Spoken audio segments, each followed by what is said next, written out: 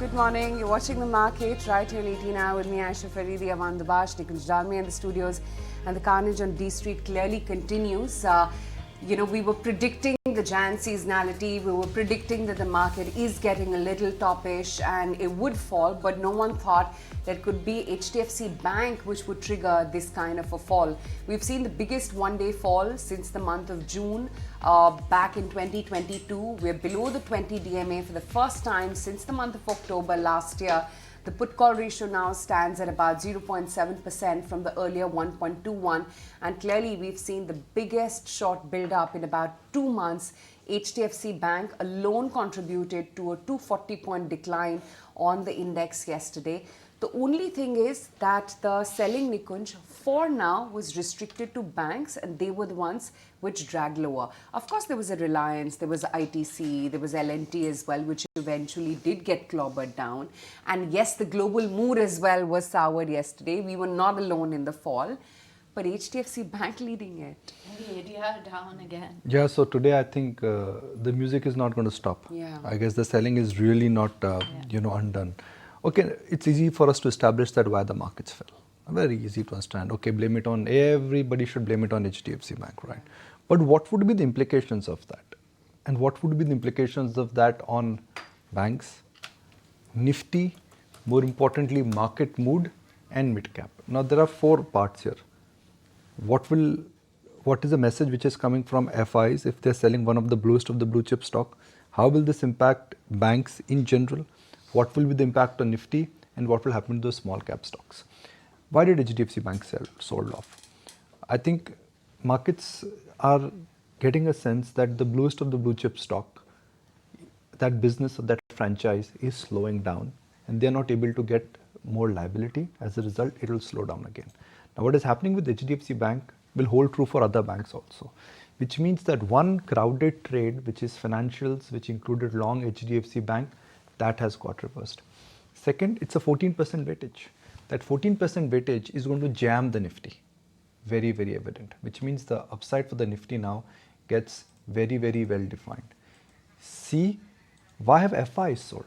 I mean, we all thought that they will come back, and they will come back with the gusto, and allocations would be there. Suddenly there were big buys in the month of November and December, and now saying goodbye India. What has changed? I'm hard pressed to understand that what has changed, because frankly, I mean, we are talking about years and quarters, and these guys don't change their opinion so drastically. But fourth and the more important point is that if the index gets jammed, which is what the factor was in 2023, small and mid cap stocks did well. So are we in that phase where Nifty will get jammed with a downside bias, and small and mid cap stocks will come back? And I think this time it's different. I see the following happening. Bank Nifty is jammed, Nifty will get jammed, downside will open, and small and mid cap stocks will see some skim on the top now. So really have to fasten your seat well, you have to wear your mask. I think next couple of days are going to be tough days to call. Yeah, but having said that, just looking at the overall brokerage verdict only when it comes to an HDFC Bank, the stance still remains an overweight, a hold or a buy.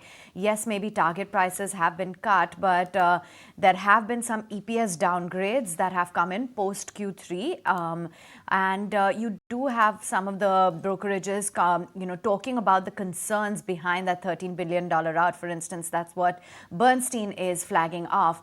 So yes, indeed, you have seen a massive market. General view was that 2024 and FIs are going to be buying. I think that entire sort of consensus view has got challenged. I should just take the clock back.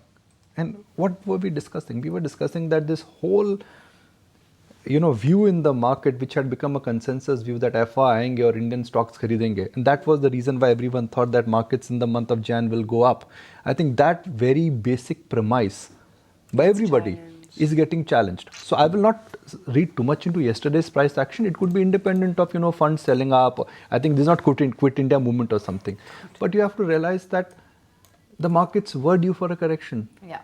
It's just that when it just hits you, you say, oh my God. And it hit hard, yes. It hit hard. Yeah. It has come from a name which you don't expect. It has come from a stock which is like the darling market. And based on any number, even the most bear on the street would say that the stock does not deserve to go 10% down, it will go down more. So these are compulsions which are at play. Yeah, and the gift Nifty already is indicating another near about 200-point slide. So it seems like we're not quite done with the selling, not just the HDFC Bank ADR, which has fallen again 9% overnight, but the gift Nifty as well is going to face the ramifications. We're already standing sub the 21,400 mark. So just that touch and go moment day before that we had with 22K, and from there it's been quite the incessant slide. But you know, like you're saying, Nikunj, that the selling which was led by HDFC Bank, pilfered through the rest of the market, was very Nifty restricted. IT was an isolated island yesterday. It's going to go down to the mid and small caps if the selling were to persist. The question is, what's the way forward for investors now? You have to lie low, Ayesha. I mean, there is no rule book which says that you have to be, buying, you have to be trading every day and you have to be participating every day. Let the market prompt you. Like this is a line which we've been using, that rather than preempting what is next, let the market prompt you. Markets are prompting you something. And it is not just HDFC Bank. Look at Polycorp. Look at the market reaction. All I'm saying is that wherever there is bad news or bit of a disappointment, the market reaction on the downside is very exaggerated. HDFC Bank reaction yesterday was exaggerated, today it will be exaggerated. So when the markets are telling you that they are giving you an exaggerated reaction to news flow, which means the market is not in a mood really to give anyone any benefit of doubt. So don't preempt the market, that's part one. B, it's a time where you have to protect your capital, especially in small and mid cap stocks, because if a stock like HDFC Bank can fall 10% and it will fall more in like less than 24 hours, then imagine the wipeout which will happen in small and mid cap stocks. So you just have to lie low, and there's nothing wrong in it. I think for next couple of days, protect your capital, raise some cash, wait for the market to bottom out. Market may just bottom out this week. We'll talk about it if we get evidence of that. But as of now, my sincere urge, request, advice, submission, or I would say experience, if I may share, is that these are the times you don't just want to go, don't buy the first fall, guys. Let the market settle out. I mean, let it settle down. Yeah. There's more than dust. I think it's a tornado which has hit us. Let the tornado go away. It's not going to be permanent, but that's the way it is. Yep, yesterday's 2% fall, and that's the advice coming in from Nikunj. In fact, just to put into perspective, the rest of the globe as well is looking rather wobbly. 3 straight days of decline, for instance, on the Dow Jones. You have the S&P 500 as well as the Nasdaq that slipped. Asia is looking a little bit mixed, but you've got the mainland China shares which are languishing near 5-year lows that they hit in the previous session. Hong Kong as well seems to be extending those declines. You also had the UK markets and European markets which closed lower. The UK inflation rate surprised, and the gift Nifty as well indicating an indicative open downtick of about 189 points.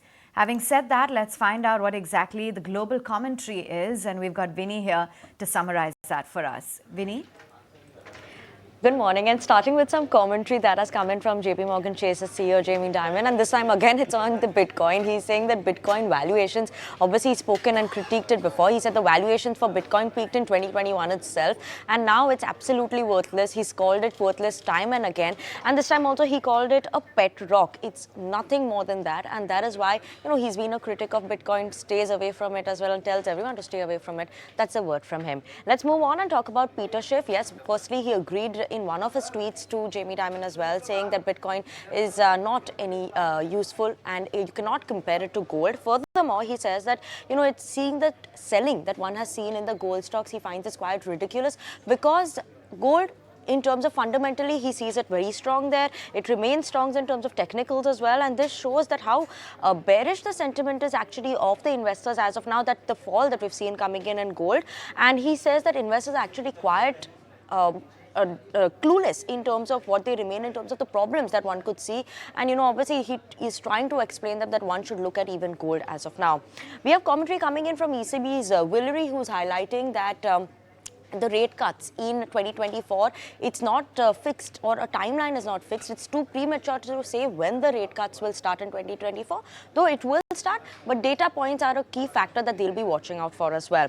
Lastly, Federal Reserve's Bowman is highlighting that central bank's controversial proposal to boost bank capital needs will need substantive changes. That he said that will actually require some commentary coming in on that front as well before there's a finalization coming in on that front. So maybe a bit of a delay that one could see on that as well. Vinny, thanks for highlighting what the global picture is like. But the day after that 8,000 crore rupee crore based delivery selling in HDFC Bank, over 80,000 crore rupees of market cap wiped off just of HDFC Bank standalone, and the kind of sell-in that it actually initiated on the rest of the banking pack, on rest of the heavyweight basket as well, the likes of L&T, Reliance Industries, they all, felt the heat in trade yesterday, and of course the Nifty did what it did. But let's find out what the trading day today is going to look like. We've got Kunal Naresh joining in as always. Kunal Naresh, hi, morning. Kunal, what's in store for us? Because the ADR for HDFC Bank fell another 9% overnight. Good morning, Ayesha. So yeah, I think after yesterday's sell-off, we could probably be at a point where we may see at least a couple of days of further, I would not say a similar kind of a sell-off on the indices, but then I think the inertia effect would probably last for at least another couple of days before we try and settle into maybe a very short-term kind of a range for the index. Now, yesterday there were a lot of interesting data points which happened. There was a 25% jump in the open interest for HDFC Bank, Bank Nifty, and so many of the other private sector banking names, which indicates that there has been a major shorting which has happened into the Bank Nifty as well as into these large cap private sector banking stocks. And that could probably be one of the major reasons why we may probably see a follow-through effect for many of these stocks on the downside. And the other way to look out for is, that till yesterday we were looking at 22,000 as maybe a pivot range for the index, but the index hovering on those levels because of the option writers. Now yesterday, 21,700, 21,800, and even 21,600 strikes has seen a major amount of call shorting or call writing. That again indicates that we could now be looking at a resistance which is lowered from 22,000 to now 21,600, 650 mark for the Nifty. All right, let's find out Naresh's take then on the markets. And Naresh, the fact that you had the biggest one-day fall since June 2020, and clearly it was HDFC Bank that contributed nearly 240 points to that slide. What's that indicative of in trade today, given that the global setup isn't showing you any respite? So this clearly shows markets are markets, and there can be risk coming from the stocks which are the lowest beta names and consensus ideas as well. So HDFC Bank, now it's become 4 years of zero return. On dollar basis, it's 6 years of zero return. So out here, further fall beyond 1450, 1500, closer to 1500 mark looks difficult. That's been the lower range. So we could get to a point where we get into a pause on the index and get into a sideways zone. It's just that we've taken out the recent swing lows on both Nifty and the Bank Nifty. So the whole trailing the stop loss and riding the move is over. And now we need to wait for a new range to form and then take a fresh view on the index. At the same time, we've not seen a similar cut in the mid-cap and the small-cap indices, which tells you it is more, say, the heavyweight nature of HDFC Bank being the largest weight on both the indices, giving the maximum hit. So for now, take time to be a little more defensive in the markets, wait for a range to form, and then maybe start looking at getting more aggressive. Okay, be a little bit more defensive in the markets. So let's find out then individual stock strategies. Kunal, what's looking good? So I'll go with one buy and one sell. The first one is about Apollo Hospital. That's a stock which has been doing reasonably well and okay. Even at yesterday's trading session, the stock gave a breakout above 5,900 mark. So expecting an up move for the stock in the near term, 6140 as a target for the stock, and stop loss at 5860. And second would be a sell on ICICI Bank, again with the same premise that many of these private sector banking stocks have actually seen some fresh shorting for themselves. So would suggest a target of 955, stop loss at 995. All right, and Naresh, what's the strategy given that you're saying be a little bit defensive? So two defensive ideas. First is a bound power grid, which has continued to sustain at the higher end of the range, making a flag formation which has a breakout about 243, 245 levels, not far away from it. If this can break out, it generally does when the markets are in a sideways mode or downward mode. So playing a bet out here, stop loss at 235, target price of 260. Second is a buy on Apollo Hospitals, which has shown relative strength in the last few sessions, made a new 52-week high yesterday. So defensive trade here as well. Stop loss at 5,800, target price of 6,200. Right, okay. Let's now address stocks and move beyond what HDFC Bank's ramifications are going to be for the index. And Samit is here to highlight what some of the stocks are going to be in focus this morning. Samit, let's start off with Bajaj Finance first. Yes, Morgan Stanley has come out with this research tactical idea where they have continued to maintain their overweight rating and target price of 10,000 rupees, and they're expecting the share price to move higher in the next 60 days. Now, they believe that the current price, which they are saying is at around 24 times their FY25 P, is a good entry point for any investor, given that Bajaj Finance is expected to grow its EPS at a CAGR of around 25%, and the ROE over medium term for Bajaj Finance is expected to be around 20%.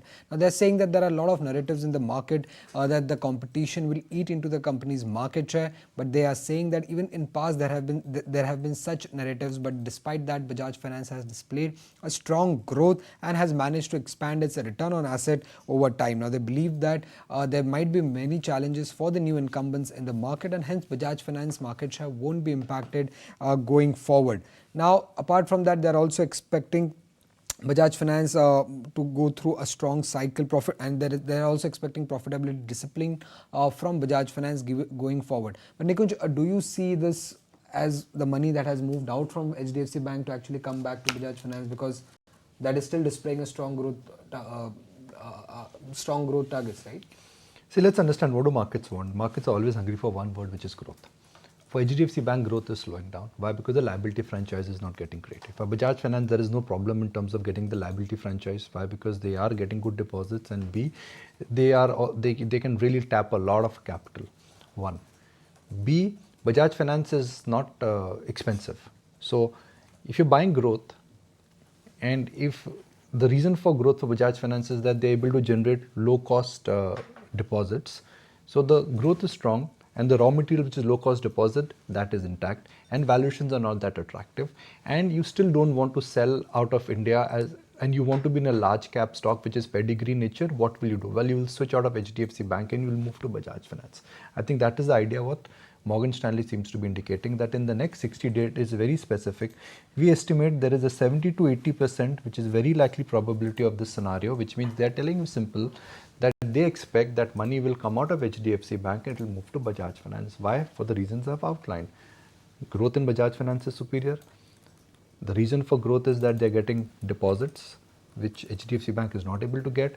And C, the valuations for Bajaj Finance is not historically very, very high, that you're saying, okay, for a 25-30% growth, I'm giving a price to book of some 10-12 times. So on that scenario, I think it's coming down. See, let's understand what's happening in HDFC Bank. They're not getting deposits. That's it. अगर deposits नहीं आएगा तो फिर lend क्या करोगे? And it is a surprising factor that for the biggest brand after SBI, why are they not getting deposits? Why are deposits not coming to HDFC Bank? Is it size? Is it customer service? Is it something else? I don't know. So markets are saying that if you don't have deposits, you will have to slow down. So that 15-16% growth will happen to 12-13%. And that is where the adjustment is happening. Very simple. बहुत complicated नहीं है. Okay, that aside, then there's ICICI Pru Life as well. And Samit, what about the earnings? Big disappointment? वो complicated है. Well, yes, it is very complicated, because even if you see the VNB number that the company has reported, it's around 436 crore. Now, the lowest estimate on the street was around 510 crore rupees. So, it's a 15% missed even to the lowest estimate. VNB margins have come in at around 22.9%, while the street estimates were anywhere between 27 to 29%. Now, what could have led to this? Because there is so far no clarification coming from the company, and the company will be holding a conference call today at 8:30, and the street would be wanting to know on this. But what we understand so far is this could have been because of the increased cost ratios and because of the shift that we are seeing in product mix. And what analysts are also saying that structurally the margins have been declining for ICICI Prudential Life, and this will be the key monitorable over the conference call today. Now, do remember the valuations of ICICI Pru are on the expensive side. If you see the 12-month forward P is at around 59 times, while the 5-year average P of ICICI Pru stands at around 53 times. And today's explanation of management coming in for this VNB decline is the most important thing to track, because that's how analysts will extrapolate the FY25 numbers. So if this is just a one-off thing, then FY25 estimates won't get impacted. But if this is a structural decline, then FY25 estimates will be downgraded, which could lead to more downgrades coming in for ICICI Pru also during the day. So we need to keep on track for that. See, the 8:30 conference call perhaps will answer that. That is it a structural decline? Is it one-off? It is one-off. The stock's going to bounce back. If it is structural, then we do have a problem there. The entire life insurance sector is going through very big changes.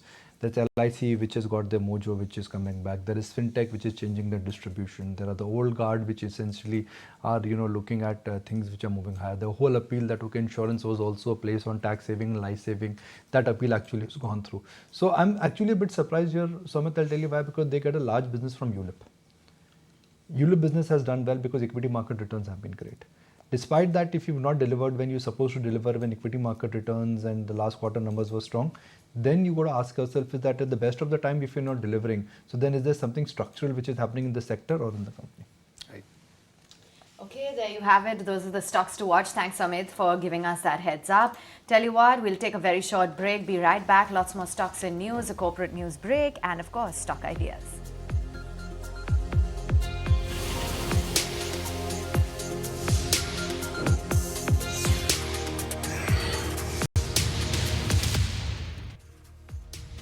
Good to have you back with us. Let's put the spotlight on other stocks that will be in news. And a 1 month grace period. This is on the talks for the completion of the Zee-Sony merger ended this weekend.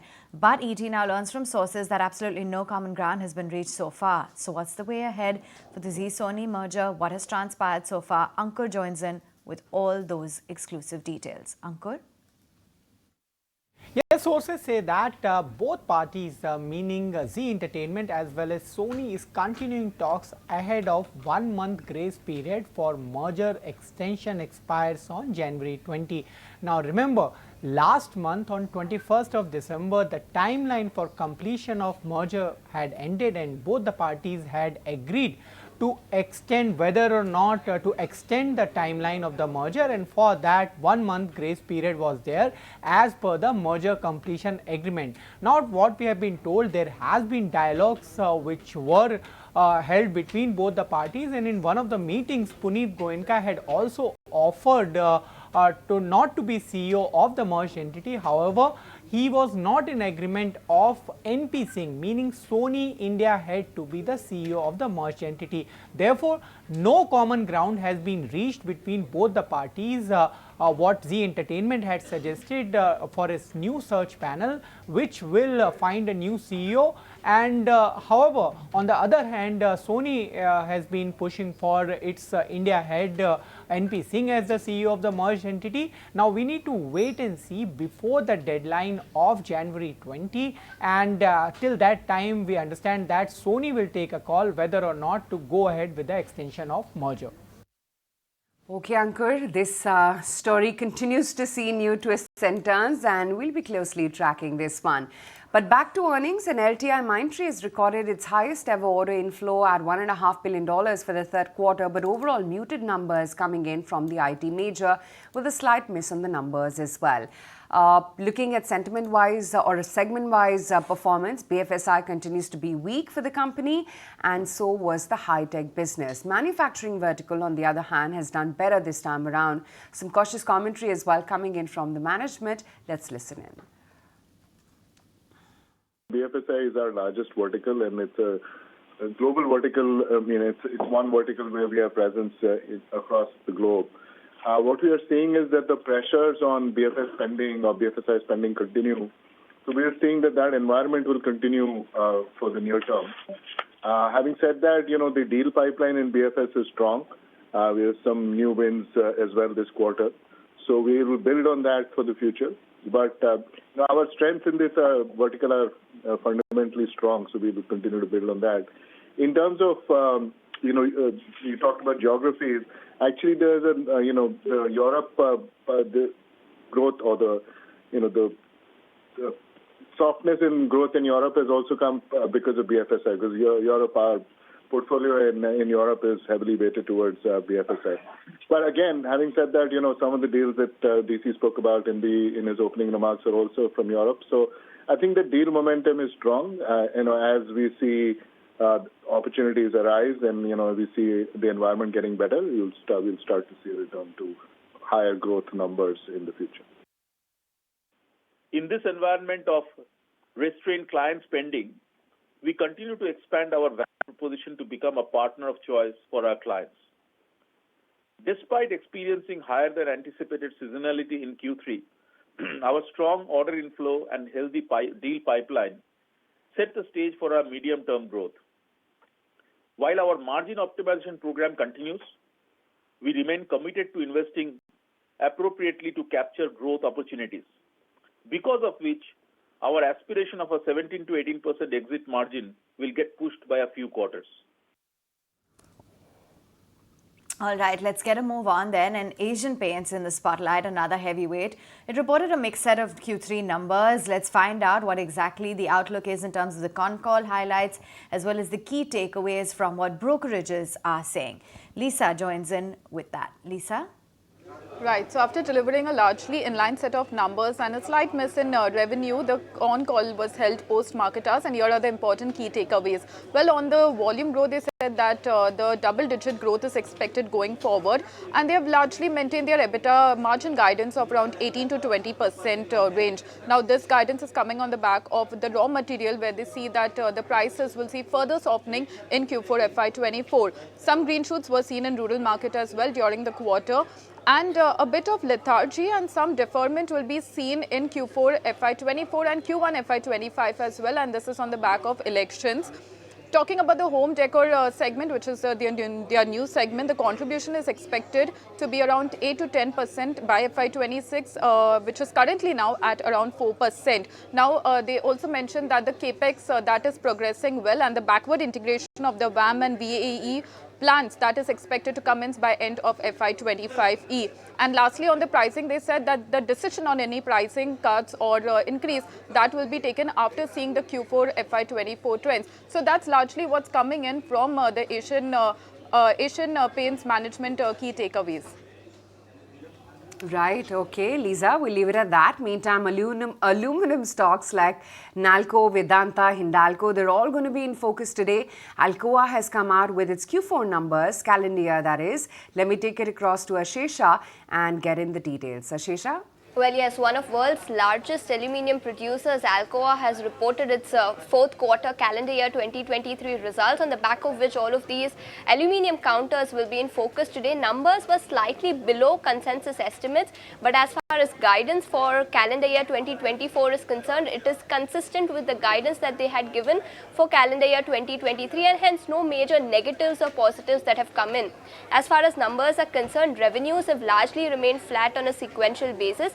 Adjusted EBITDA, meanwhile, has risen on a quarter-on-quarter basis, and that is because of lower production costs, which was partially offset by higher energy costs in the European region.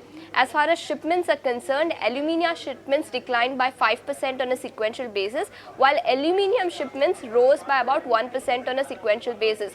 But as I mentioned, guidance for 2024, no major negatives over here. It is consistent with the guidance that they had given for last calendar year. And for first quarter of FY24, management has said that lower raw material and production costs will aid margins in the first quarter. So all in all, no major negatives over here. Management has maintained its guidance for calendar year 2024. All right, thanks very much for giving us that heads up, Ayesha. Meantime, expecting a cannibalization within the portfolio. That's the exclusive word coming in from Shailesh Chandra, MD of Tata Motors Passenger Vehicle Division. He also talks about the strong growth in the EV segment. Let's listen into this conversation with Aishwarya Patil.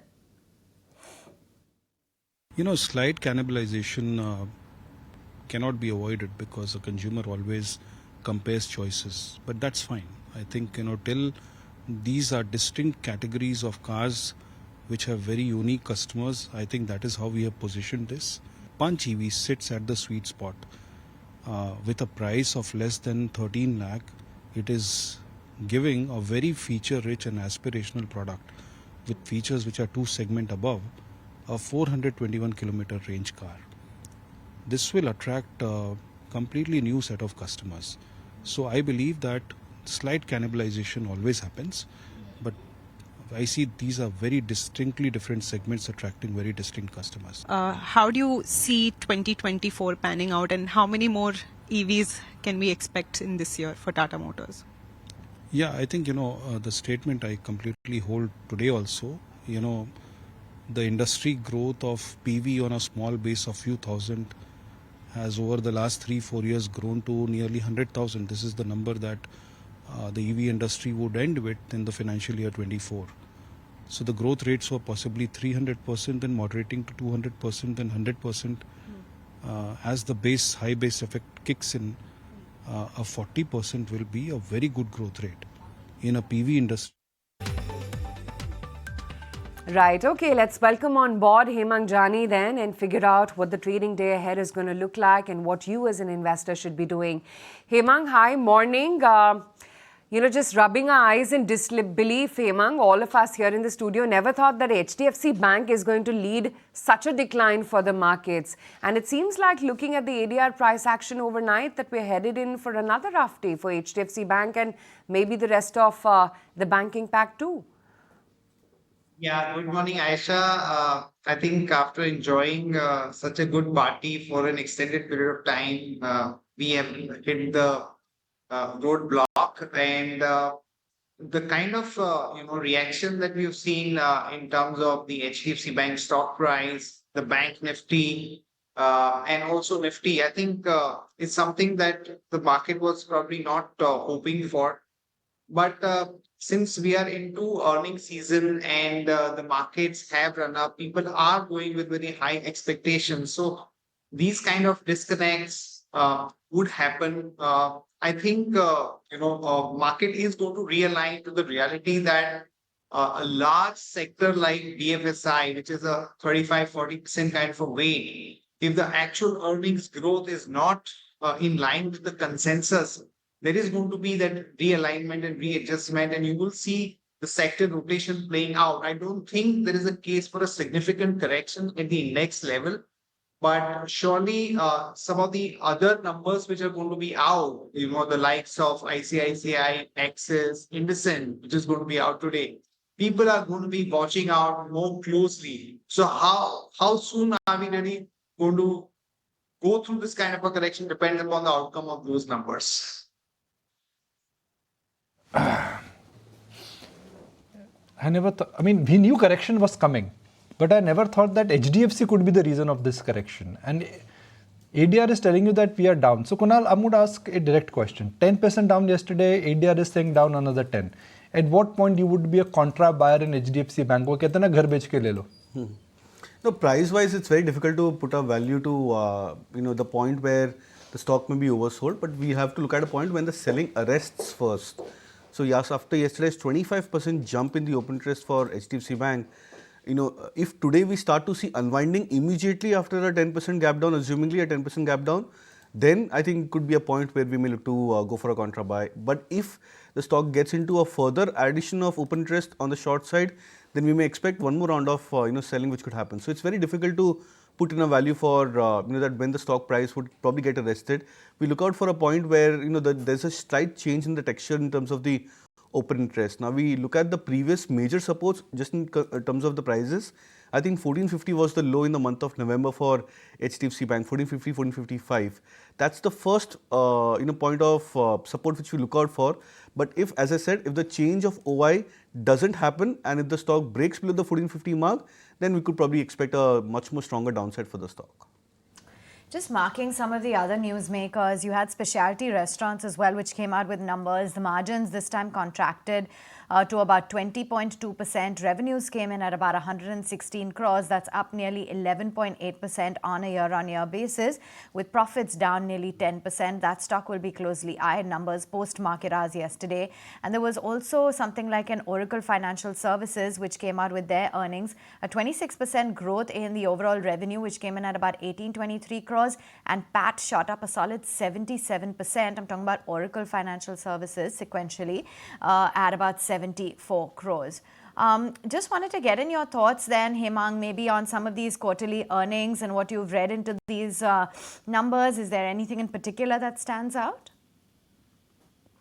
So, Avanne, early days, but you mentioned the specialty restaurant, and our sense is that the QSR space, which is a part of the discretionary consumption vertical, there is definitely an element of slowdown, and in an environment where we have festival seasons and the consumption trend looks like very strong, this is a pocket which is really not showing that kind of a positivity. So I think we will have to be far more selective about the pockets where you're seeing a better trend, and quarterly numbers will clearly give us more insights into it. So when it comes to discretionary consumption, I think Titan is something that we've been liking. In terms of other pocket, auto is something that we think that is fully priced in after 2.5 years of outperformance. So we would be avoiding auto at this point, but stay very, very selective on the discretionary consumption space. Let's put out that tactical idea from Morgan Stanley. I love these tactical ideas from Morgan Stanley. It's almost like saying that we know there is a buyer in the market. We estimate a 70 to 80% probability that in next 60 days, Bajaj Finance will rise relative to the country index. Logic being, all growth is there. Valuations are not stretched. Their raw material for any NBFC is low-cost deposits or access to deposit, which Bajaj Finance is getting abundantly because of the franchise value they have and because of the rates at which they are lending. And since it's an NBFC, the NIMs are higher. They're less regulated. They're able to lend in a much, with better higher rates. And the credit growth, according to the December numbers, what we got, the quarterly update was again robust. So will money move out of HDFC Bank to Bajaj Finance? And there seems to be a logic in this point, Hemang, that money will move out of HDFC Bank to Bajaj Finance. I doubt, Nikunj, that the money would necessarily move from HDFC Bank to a Bajaj Finance only. I think a part of the money would move into some of the insurance companies, like for example ICICI Lombard, or some of the other insurance companies where the trend is better. Secondly, people may also have to rebalance and realign their allocation to the banking sector itself. Of course, it's a function of how the rest of the numbers came out. But I think, Bajaj Finance also has been a big underperformer, and despite the credentials and the pedigree that it brings, the fact of the matter is that in a current environment where RBI is trying to, slow down the pace of loan growth, I don't think Bajaj Finance will be able to kind of deliver absolute returns in a meaningful way. Okay, fair enough. Meantime, there's also Zee Entertainment that's in the spotlight, Hemang, and we just highlighted the latest news coming in that despite the grace period having been given to the company, there is still no real conclusion when it comes to the merger talks between Sony and Zee Entertainment.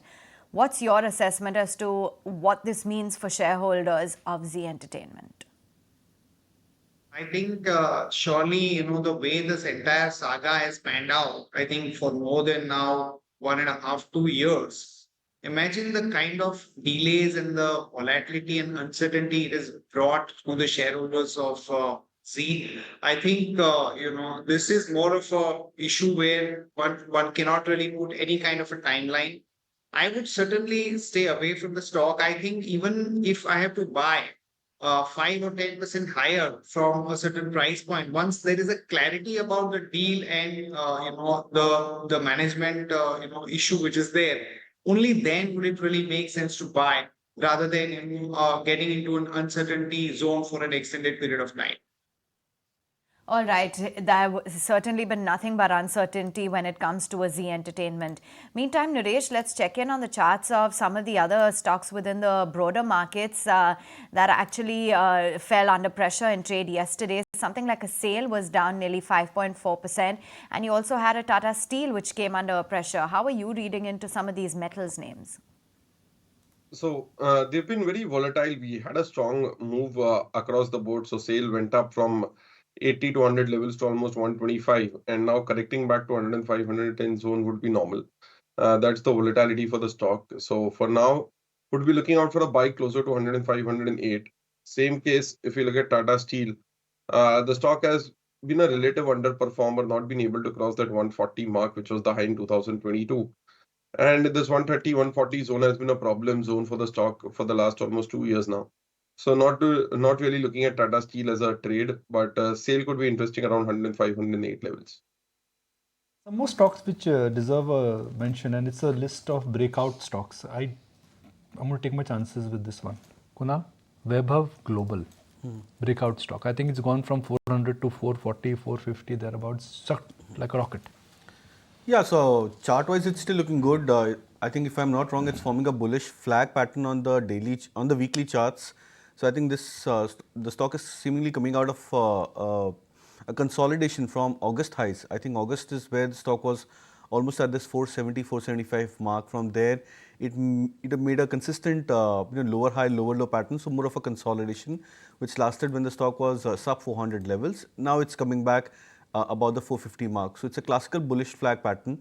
But my only concern is with the timing with respect to the overall market, because when you see such kind of a breakout for stocks in the mid-cap arena, where you see the broader markets as well as the benchmark indices going into a sell-off, those breakouts may be a bit short-lived. So you may see a couple of days of strong price up move for the stock, but eventually these stocks, they tend to plateau out. So the best way to try and trade is to trade with the trend, but keep the targets a bit more lower than what you could have kept in a usual uptrend when the markets would have been on full song.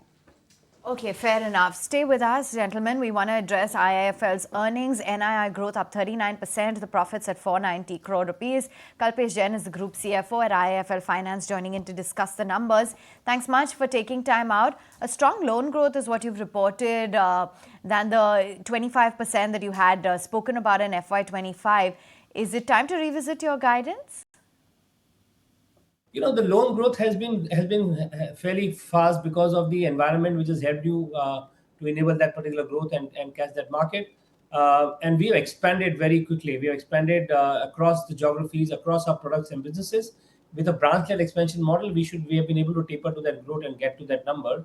And across products. So gold, for example, gold prices had held fine. With the gold prices holding fine, you are then able to monetize business and get to a larger scale.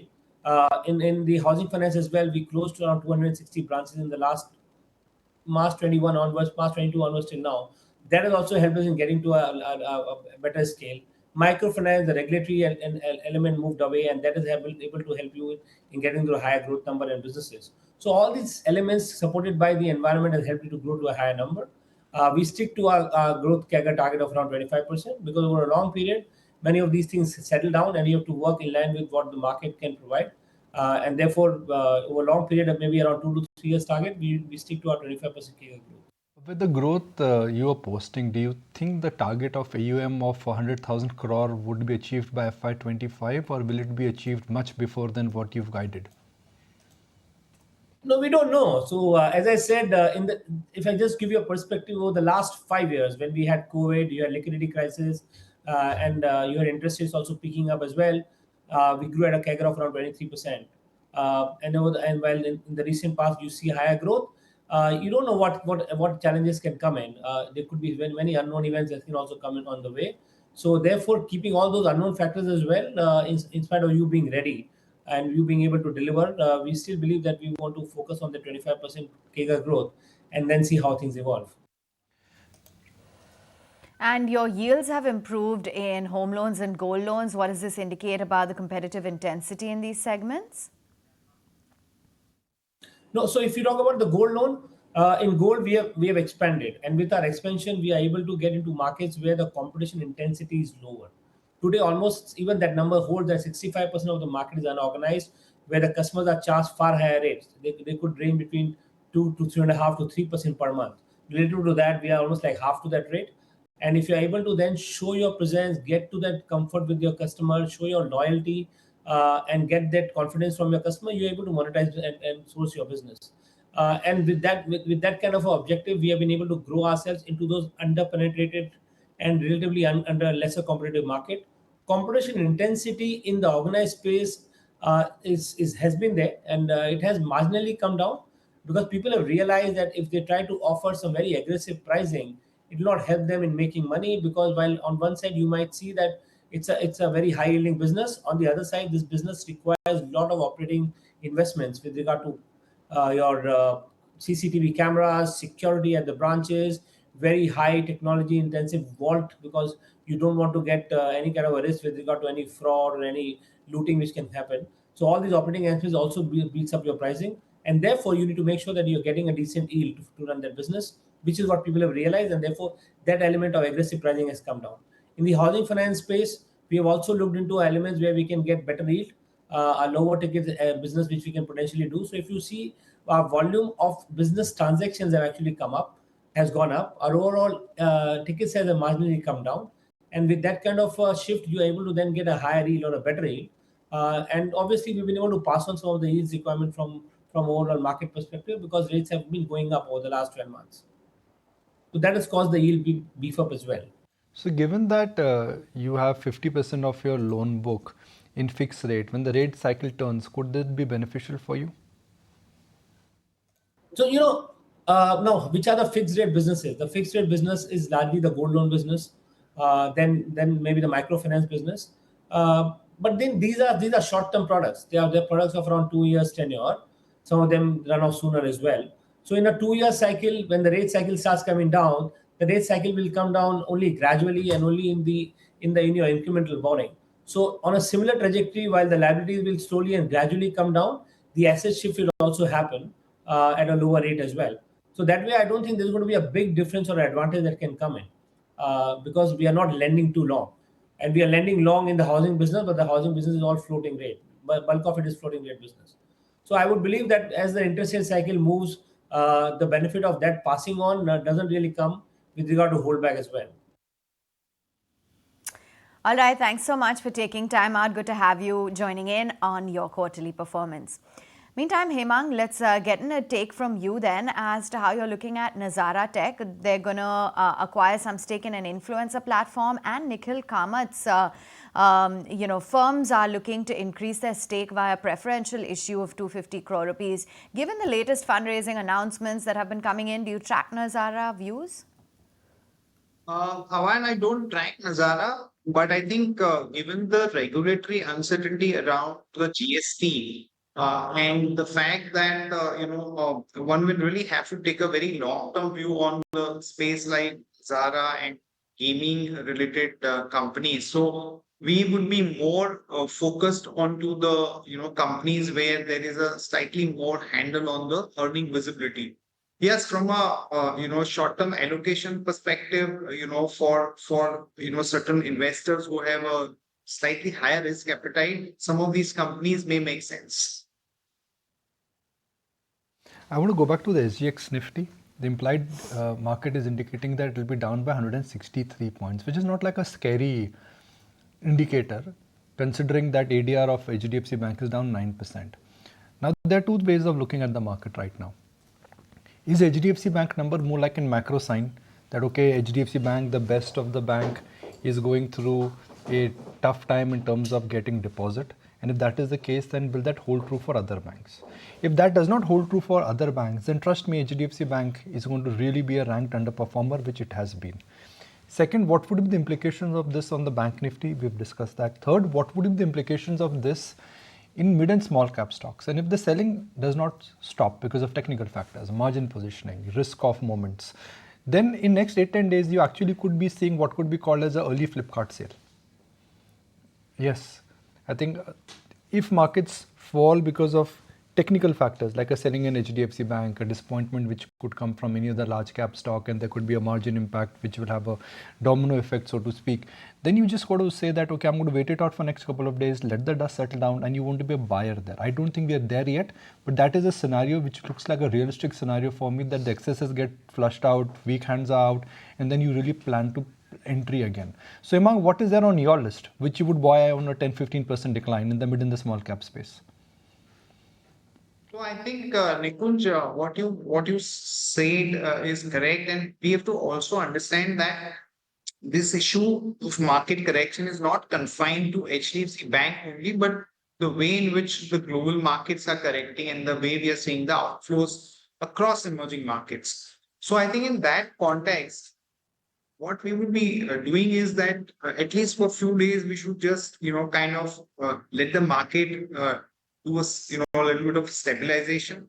And if we are talking about the mid-cap names, surely some of the mid-cap cement companies, something like Philips Carbon Black, some of the India-focused, IT companies, MapMyIndia, Naukri. So these are some of the pockets that we would really want to get into. But I think having seen such a strong performance over the last almost about 6-7 months, it would be worthwhile to kind of wait out for the volatility to settle before you jump in.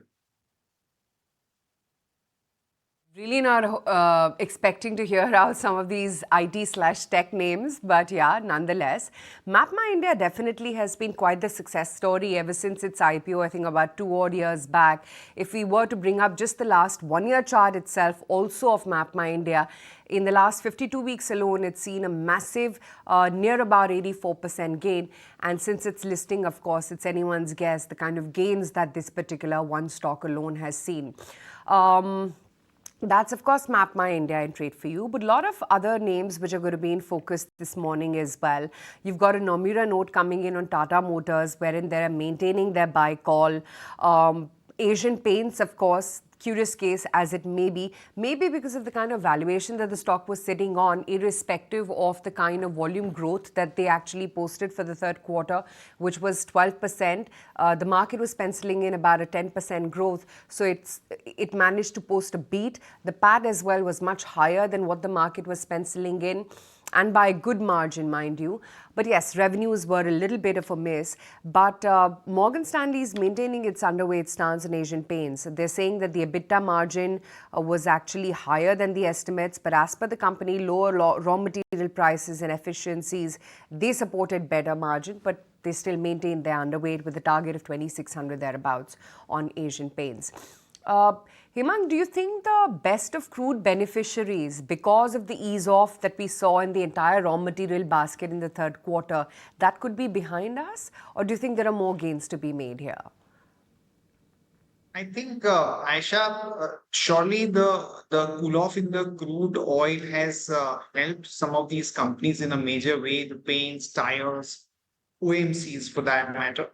But I think as we look at next, let's say 6 months, 12 months, the best of the operating profit margins are behind them. Also the volume growth. Let's say Asian Paint reported a 12% volume growth, which is good, but given the competition landscape which is emerging, so the volume growth may not be that high for an extended period of time. The best the margins are behind them. The stock is still quoting at about 55 times next year EPS. So I would certainly not look to buy into it in a hurry. If you see a meaningful correction, let's say about 10-12%, yes, surely it makes sense to buy. 175 points down for SGX Nifty. It's not looking that bad. Frankly, it's not looking that bad. I mean, in the morning when I walked into trade, the first thing I saw was HDFC Bank ADR, and I was like, okay, today's going to be an ugly day. But 175 points down, it's not bad. Let's see how the day evolves, because there is no guarantee that this will be the lowest point of the day. Similarly, there is no guarantee that mid and small cap stocks will not correct. My limited point is that I'm looking at extreme reactions to news, whether it was Polycab or whether it is HDFC Bank. Now, HDFC Bank, frankly, has not done anything so scary that the reaction has been so harsh and someone just come out and sold stocks worth 8,500 crore. Similarly, with Polycab, it is conjecture right now. What is right, what is wrong? There is just too much speculation in Polycab, but look at the market reaction, 30% got shamed out. And that is my limited point, that the market reaction to little bit of damaging news, little bit of slowdown, little bit where the bias of consensus has not been met, I think it is has been very, very stubborn, so to speak. And that's the texture of the market, Nuresh, which I don't like. When markets and stocks, they react in a rather amplified manner for a little bit of bad news. So we've had a spate of good news and good price action for months together, say the whole financial year, right from 1st April. We've not seen much of a correction. So if we see stocks going up 100%, the whole index being up 30-35%, the small cap 50-55%, that does not leave a lot of room in a lot of cases for any untoward announcements. And we are still getting early into the earnings season. So we should not be surprised. Maybe there could be some more such price action days for many stocks. And at the same time, there could be some stocks which could actually surprise on the upside also, like we saw in Wipro. So overall, the view is we are getting into a territory where you want to be more defensive than aggressive, because we are on the back of a 9 to 10 month of one-way return across the board. So in this case, all you have to do is be defensive and be a little more cautious. Hello. Markets are up. Kunal, hello. Markets are up in the green. HDFC Bank ADR is down. This will adjust, right? And there's still This 7 will come minutes down. for this This to will come adjust. down. It should not be green. See, ideally it should not be green, but there's one very interesting technical factor, and I was actually looking at the last 18 years of data on Bank Nifty. We've closed below the 3 sigma Bollinger Bands. I don't understand that. Please So, simplify for us. This indicates 99.73% of the readings which we have for the Bank Nifty. There have been only 8 instances in the last 18 years where the Bank Nifty has closed below the 3 sigma Bollinger Bands. And in the next 4 or 5 days, we've seen actually the index bounce back. So today, if Bank Nifty flats is a flat start or a down start, one should buy. So assuming if it goes down by another say 200, maybe 300, 400, 500 points, I think it's going to be a very good time to try and go for a contra buy. Okay. Nuresh, would you like to simplify it? Kunal was trying to simplify it, but he used a lot of technical terminology to simplify it. But after a 200 point or 300 point decline on the Bank Nifty, if we get today, is it time to say, okay, I'm going to be buying the fall? Is it time to buy the fear in Bank Nifty after a 200-300 point fall? So I would rather go buy the banking names because we've seen the price action in HDFC Bank. We will not expect a sharp recovery, and that being the largest weight. So in this decline, I would like to buy ICICI Bank and SBI because both these numbers are going to come forward, and they could not be as bad a reaction because both these names have gone nowhere for the last year or so. So overall, instead of going to Bank Nifty, I'll go stock specific. So go buy ICICI and SBI if we see a further dip in both of these names. Right. Okay, Hemang, great to have you on the show. We'll let you go on that note, chat with you again soon. For now, at least the Sensex Nifty rates seem a little bit stable, but who knows? These are just the pre-open rates and just the first flash. Let's give them some time to try and settle down. But Sun Pharma, that could be in focus today as it's set to acquire the remaining 21% stake in Taro. Let me take it across to Srishti and try and understand what are the details. Srishti? Well, yes, the deal between the Taro and Sun Pharma is finally through because after culmination of 17 long years of the back and forth after gaining full control on Taro Pharma, Sun Pharma has finally announced that the company will be merging Taro Pharma with itself, and post that the delisting of Taro Pharma will be seen to be happening. And this was announced earlier as well because in the last year we have seen Sun Pharma going ahead and raising the bid price to acquire the remaining stake in Taro Pharma, which is around 21.5% stake, and this price was earlier decided at $43 per share, as well as this particular deal of acquiring the remaining 21.5% stake will amount to around 290 crores for the company. This acquisition is definitely done at a 48% premium to Taro's closing price back in May or 2023 when this whole deal was announced, and Sun Pharma came out with the plans that finally they are planning to acquire 100% and full control of Taro Pharma, and post this completion, like we told you, the delisting of Taro will be done and it will be a privately held company. Other than that, what is in the store for Sun Pharma, then the management has already said that the buyout will help the companies operate its dermatology business profitability, where Taro does most of its business in the United States and in Canada, as well as the timeline is actually new, where the company says that the completion of merger is currently expected to close in the first half of 2024. So after a long 17 years, we are seeing that this deal is finally through, and now Taro Pharma will be merging up with Sun Pharma. Back to you. Okay, let me take some mid-cap ideas as well going. Kunal, what's on your list? So I'll go with LTI Finance as a buy. That's a stock which I've been bullish on earlier. In fact, even yesterday the stock was resilient, outperformed many of the other peers. So I think at 169 approximately would suggest a buy with a target of 175, stop loss at 165. Right, okay. And Naresh, what's on your mid-cap radar? So continue to like Symphony Limited. The stock has made a strong base. It's available at the same prices where it was almost 6 to 9 years back. Strong consolidation done. Good volumes in the last few weeks. Expecting a follow-up action. The risk reward is good. Stop loss at 910. Target price of 1100. Okay, let's tell you what else is happening outside the world of equity markets, and in a significant escalation of its response to the ongoing maritime threats in the Red Sea, the United States has reinstated the designation of Yemen's Houthi rebels as a specially designated global terrorist group. The move comes amid a series of attacks on international shipping attributed to the Iran-backed militia, which have raised concerns over the safety of one of the world's key maritime trade routes, that's the Red Sea.